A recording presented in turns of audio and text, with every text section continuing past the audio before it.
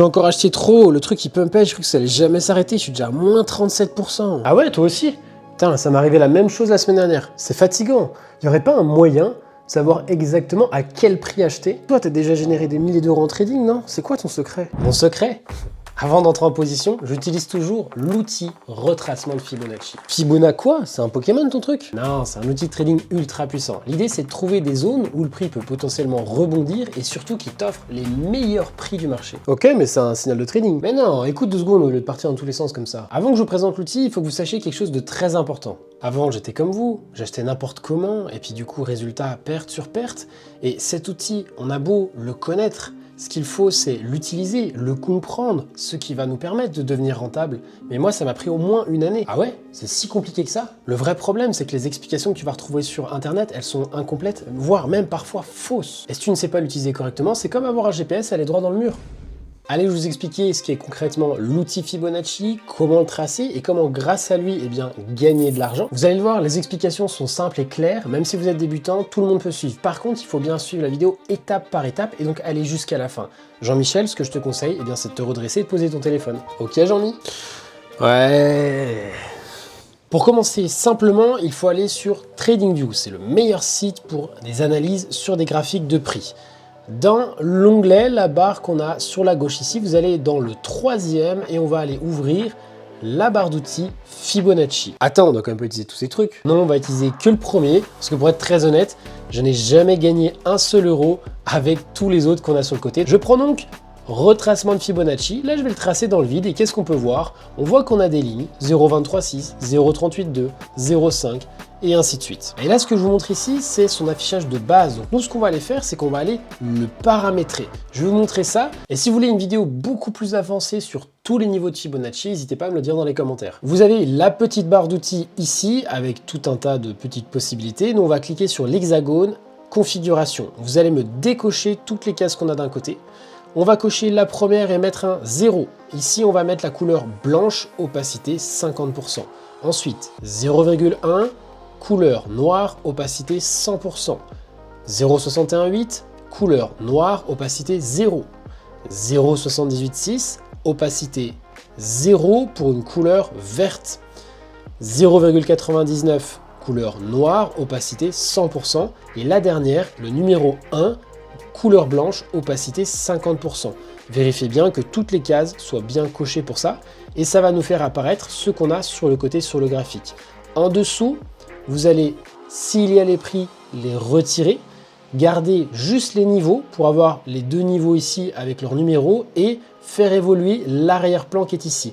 Si vous êtes dans une opacité eh bien, de 100%, vous n'allez pas voir les bougies à travers. Si vous êtes ici, vous n'allez pas voir votre zone, donc essayez de trouver quelque chose qui vous permet à vous de bien voir sur le graphique. Moi, je vais le mettre quand même assez lumineux pour que vous puissiez le voir à la caméra lors de la vidéo. Dernier point, vous allez cliquer sur la petite flèche là en bas et vous allez sauvegarder sous votre projet. Vous mettez le nom que vous voulez et après, vous pouvez facilement le retrouver. Par la suite, pour le retrouver, vous allez cliquer sur les 3 petites cases ici et vous allez retrouver toute la liste, si vous en avez créé plusieurs, sur lesquelles vous pourrez justement basculer d'une configuration à l'autre suivant votre avancée dans le trading. Ensuite, juste à côté, on va en tracer un deuxième avec une configuration totalement différente. Regardez-moi ça. Première case 0. Ici, on va se mettre en blanc, 50%. Deuxième case numéro 1, opacité 50% pour une couleur blanche. Puis, troisième case 1,5, couleur jaune, opacité 50%. Je vais après retirer totalement l'arrière-plan, garder juste les niveaux, j'enregistre dans mes sauvegardés et j'avance. Mais du coup, elle sert à quoi la ligne jaune? Attends, ne va pas trop vite. Avant que je t'explique, il faut vraiment qu'on se concentre sur cette fameuse zone 0,618, 0,786. Mais avant ça, il faut que je te montre comment est-ce qu'on trace justement cet outil sur le graphique, sinon vous n'allez rien comprendre. Comme s'il n'y a pas déjà assez de personnages, on va rajouter le monteur vidéo. Petite information que j'ai oublié de dire, vous devez absolument configurer votre graphique pour le moment en une bougie égale 4 heures. Pourquoi 4 heures et pas une semaine ou une minute? Sur des bougies d'une semaine, un mois ou beaucoup plus, on va parler d'investissement long terme. Après, si tu regardes en dessous de 5 minutes, on va plutôt être sur du scalping. Et là, on va être sur une activité dite professionnelle de trading, ce qui n'est pas forcément votre cas tous les deux. Et surtout, malheureusement, ce qu'on peut voir, c'est les traders à Dubaï qui vous vendent du rêve par rapport à ce type de stratégie. Souvent, les débutants veulent aller beaucoup trop vite, pensent pouvoir devenir des professionnels en à peine une trentaine de jours, alors que c'est impossible, il va falloir faire des années d'études. Et donc, concrètement, ils se trompent d'unité de temps. Ils vont se mettre face à des personnes qui sont professionnelles, qui ont des outils, des pods, des algorithmes, des IA. En fait, ils sont juste voués à perdre. Quant aux 4 heures, c'est beaucoup plus accessible à des personnes qui ont déjà un travail. Ça va nous demander 1 à 2 heures par jour maximum dans les premières phases d'apprentissage.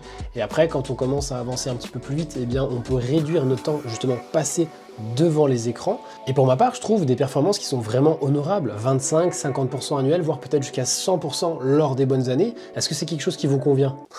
Ok, moi ça me va. Dans un premier temps, sur le graphique, vous devez repérer votre tendance actuelle. La tendance, comment on la définit? On va regarder ça comme des marches d'escalier. Admettons, vous voyez le prix qui descend, rebondit, descend à nouveau. Il fait des creux, puis des sommets, des nouveaux creux, des nouveaux sommets, et ainsi de suite. Dans la tendance baissière, on voit bien que tous les sommets sont toujours plus bas les uns que les précédents. Les creux, eux, sont aussi plus bas les uns que les précédents. Tout d'un coup, nous allons faire une petite jambe haussière supérieure au précédent sommet. Nous avons là un potentiel retournement de structure. Je vais mettre cette ligne là en jaune pour qu'on la garde en mémoire pour après. Là, ce qu'il faut comprendre, c'est qu'à partir de maintenant, potentiellement, le marché va repartir dans un escalier dans l'autre sens. Et il va vouloir faire des nouveaux sommets toujours plus hauts que les précédents et des nouveaux creux toujours plus hauts que les précédents. Elles sont bizarres, les marches, elles sont pas plates. Ah, Jean-Mi, c'est une image. Merci, James. Bon, notre objectif à nous, c'est de trouver où se situe cette fameuse zone, justement, d'achat pour avoir le meilleur prix. On va donc tracer notre retracement de Fibonacci depuis le dernier point le plus bas. Ici, on a une mèche d'une bougie. Je vais donc cliquer dessus avec l'outil Fibonacci. Je vais suivre le prix jusqu'à son nouveau point le plus haut. Donc ce n'est pas celui-là, c'est bien celui-là. Et on se met bien, non pas sur les bougies, les corps de bougies, mais bien à l'extrémité des mèches. Donc j'ai bien pris en compte ici la totalité de ce mouvement haussier. Et donc à partir de maintenant, on attend patiemment que le prix corrige, revienne dans la zone pour espérer l'acheter et faire justement une nouvelle marche plus haute que la précédente. Maintenant, imaginons que le prix ne revienne jamais dans la zone et vous échappe des mains. Qu'est-ce que vous faites? Ah, on achète plus haut? Mais t'es trop con, quoi. Pourquoi? Donc, deux possibilités. Soit la première, le prix continue de monter sans ne jamais revenir dans une zone, il n'y a pas de vraie correction.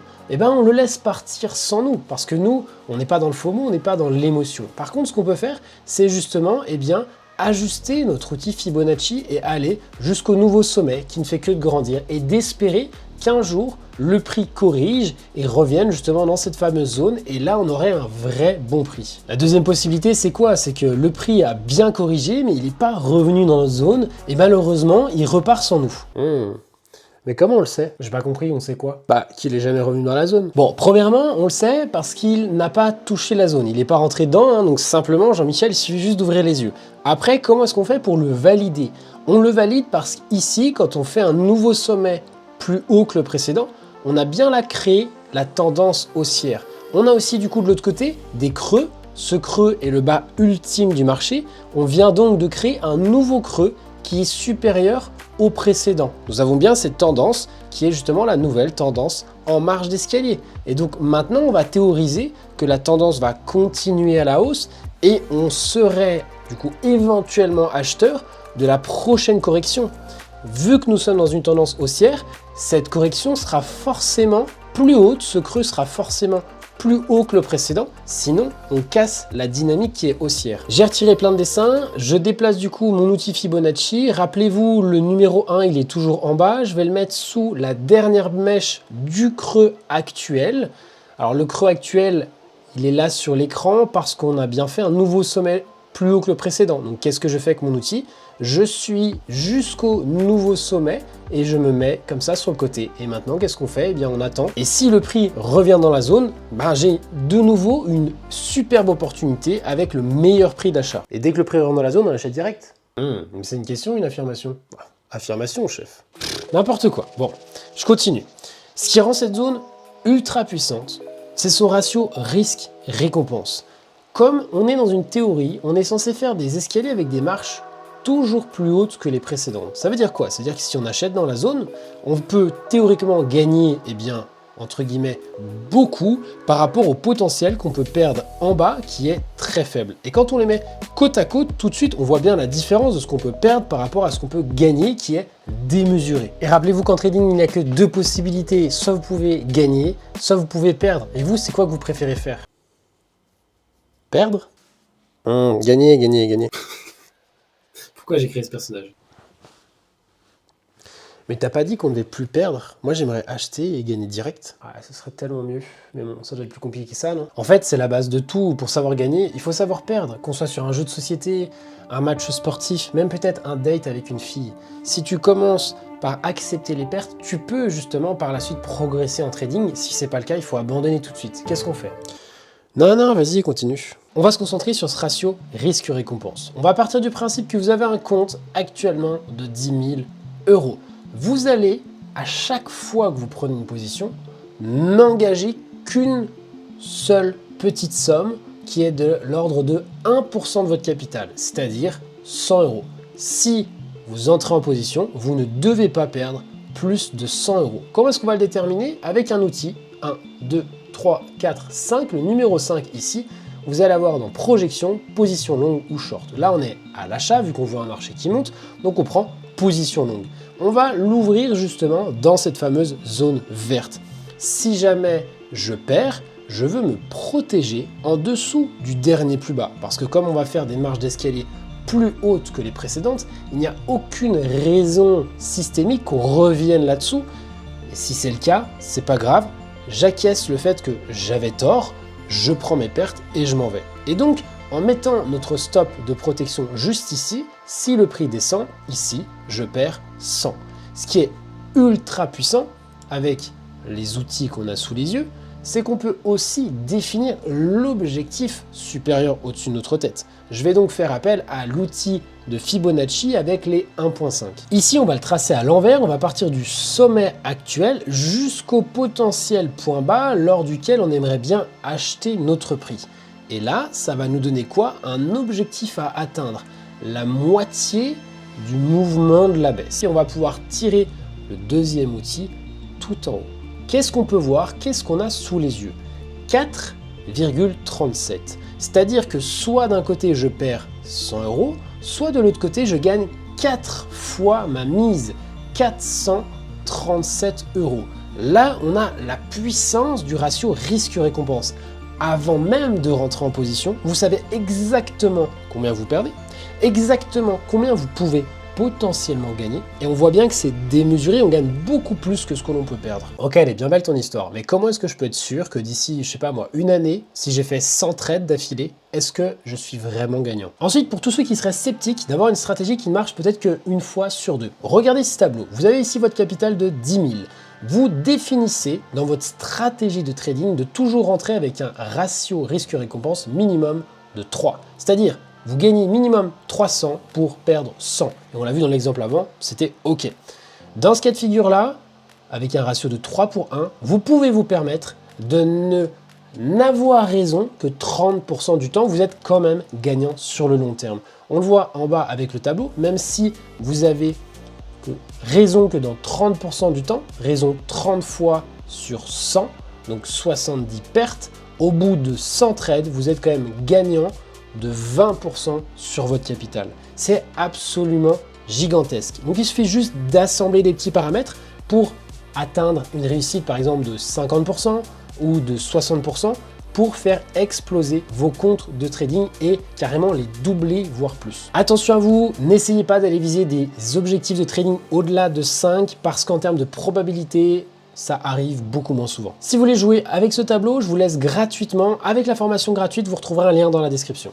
Ah, moi je vais le choper direct. Ouvre simplement l'onglet sur le côté et tu iras le voir après. L'explication n'est même pas terminée. Ok, j'écoute. Ben moi j'irai le chercher aussi après. Mais du coup, si tu es au travail, tu fais comment pour rentrer en position? Ici encore, vous avez deux solutions. La première, vous n'avez pas la possibilité d'être devant l'écran au moment de l'entrée dans la zone. Ce que vous faites, c'est que vous avez programmé l'achat, programmé la prise de position. Elle va se dérouler automatiquement. Comment on fait ça? Là, je suis désolé, mais ce serait beaucoup trop long à expliquer, donc je t'invite à regarder une vidéo que je mettrai sur le côté. Ok, très bien, j'irai voir. Deuxième cas de figure, Quand on a le temps et qu'on est devant le PC, eh bien, on peut justement atteindre ce que j'appelle une confirmation. C'est-à-dire qu'on va essayer de regarder si le prix réagit dans la zone. Il ne suffit pas que le prix entre dans la zone, il faut aussi qu'il montre des signes de retournement. Plus j'avance dans le trading, plus je grandis. Et plus je comprends rien. Bon, regardez, si vous êtes devant les graphiques, vous, ce que vous essayez de faire, c'est d'aller zoomer justement dans cette zone. Alors, soit vous regardez les bougies en 4 heures, soit vous pouvez aller zoomer en 1 heure, voire même en 15 minutes et d'attendre des réactions de prix. Ouais, je le vois, mais je comprends pas. Pour qu'on voit bien la réaction du prix, j'ai décidé de zoomer un maximum sur le graphique. Qu'est-ce qu'on peut voir sous les yeux? Regardez-moi ça, ce fameux retournement. Regardez-moi ça, on a fait un nouveau plus haut que le précédent. Tu places ton stop de protection sous le dernière marche d'escalier. Genre. Exact, et que ton ratio risque-récompense, il explose. Avant, on était à 4 fois notre mise, on vient de passer à 25, c'est absolument gigantesque. C'est bon, je peux aller voir la formation gratuite maintenant? Ah, pour une fois, tu l'as bien mérité. Mais, et toi, t'as pas moyen de nous en apprendre un peu plus là-dessus? Si tu veux aller plus loin, moi j'ai créé un accompagnement. Pour l'instant, il faut s'inscrire sur une liste d'attente, tu peux le retrouver sur mon site internet. Ah ouais, pas con, je vais aller m'inscrire aussi. Et n'hésitez pas à vous abonner pour suivre les aventures de James et Jean-Michel.